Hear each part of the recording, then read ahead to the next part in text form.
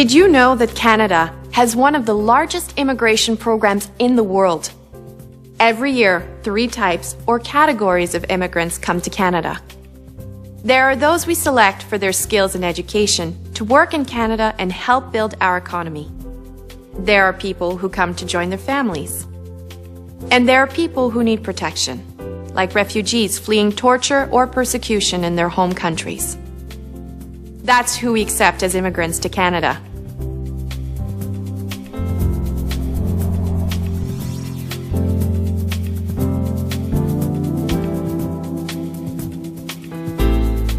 The number we accept every year depends on several things.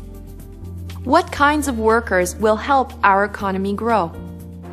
What jobs are available that can't be filled by Canadians? What's the state of the Canadian economy? And what supports are available to help immigrants succeed when they get here? To help answer these questions, we rely on research and talk to a whole host of people, including provincial and territorial governments. We also talk to experts, including business leaders, trade associations, and immigrant groups. And we talk to people who provide services such as English and French language training directly to newcomers. We take other factors into consideration as well. Things like Canada's proud humanitarian tradition in being a haven for those fleeing torture and oppression, as well as Canada's population growth. Today, Canada needs a high level of legal immigration to keep our workforce strong. As with other countries with aging populations and low birth rates, in the not-too-distant future, Canada will not have enough people to keep our workforce growing. Yes, the majority of new entrants to our labor force will continue to come from within Canada, from people leaving school. But as the baby boomers retire, our economy is going to rely increasingly on immigration for labor force growth. Without immigration, the size of our workforce will begin to shrink. All these considerations add up to a number, or rather a range of numbers, on how many immigrants we will accept each year. In 2012, we plan to accept between 240,000 and 265,000 new immigrants. That's a little less than 1% of our population. Everyone who wants to immigrate to Canada is assessed fairly, regardless of their country of origin, race, ethnic origin, religion, or gender.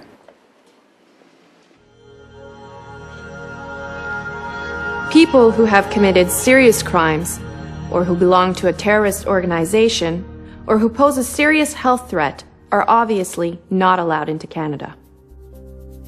All immigration applications are considered on a case-by-case basis, on the specific facts presented by the applicant in each case.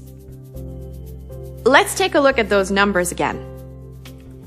If we break them down a little more, about 61% of immigrants who come to Canada each year are economic immigrants and their dependents.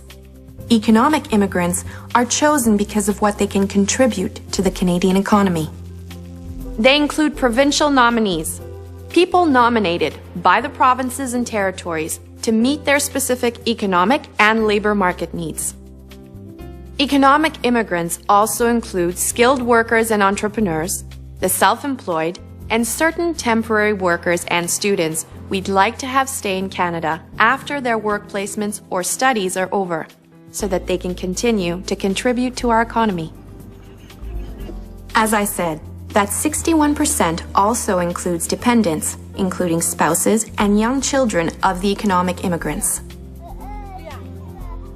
In fact, these dependents represent just over half of the overall number in the economic category. About 26% of the immigrants who come to Canada each year are family class immigrants. These are spouses and partners of people already living in Canada, or children, or parents, or even grandparents. Most countries don't have a family class program. Ours is one of the most generous in the world. Because our family class program is so popular, there is a large and growing number of parents and grandparents who have come to Canada, or who are waiting in the queue for their applications to be considered. And about 13% of immigrants come to Canada each year for humanitarian or related reasons. A good number of those are refugees who come under the auspices of the United Nations. In fact, of all the refugees resettled through the UN, Canada takes 1 in every 10.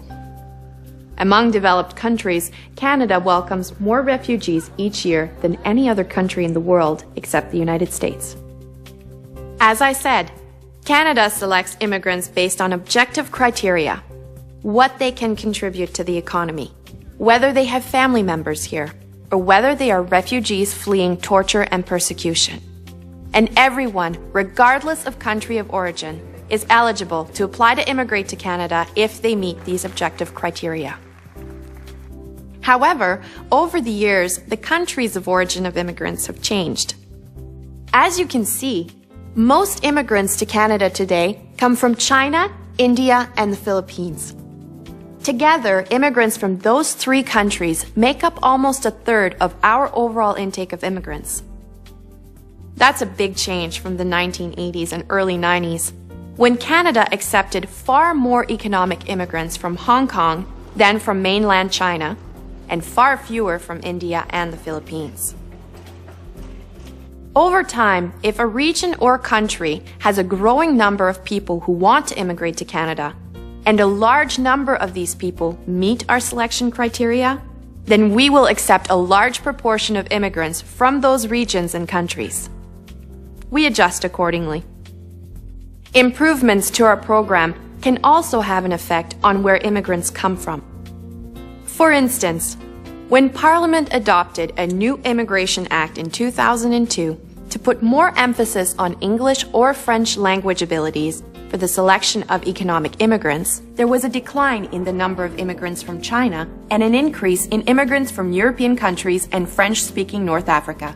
We expect that as criteria and programs evolve in the future, so too will source regions and countries. Recently, Parliament adopted new refugee reform legislation. As a result of these measures, Canada will increase the number of refugees resettled from overseas by 20%. This will increase the relative proportion of immigrants Canada will welcome from countries that produce a large number of refugees. In the past, this has included Burma, Iraq, Iran, and Vietnam. The number of immigrants Canada welcomes each year doesn't include 3 groups. It doesn't include the tourists and visitors from abroad to whom we grant over 900,000 temporary resident visas and who only want to come to Canada for a short stay. Nor does it include the temporary foreign workers and students who come to Canada to fill short-term labor market needs or to study. It also does not include what some estimate to be around 80,000 to 120,000 illegal immigrants currently in Canada. They may have come as tourists or clandestinely and then never left the country. In order to ensure that our immigration system is fair to those who have immigrated to Canada the legal way or may want to in the future, the Government of Canada will take every step to send illegal migrants back to their country of origin once they have exhausted their legal appeals. One more number. 85% of immigrants eventually become Canadian citizens. By becoming citizens, they become full members of our community, as do most of their kids. Our history becomes their history. Our past becomes their past. And our future becomes their future. Immigration has always been part of Canada's story. Canada's first Prime Minister, Sir John A. Macdonald, was himself an immigrant from Scotland.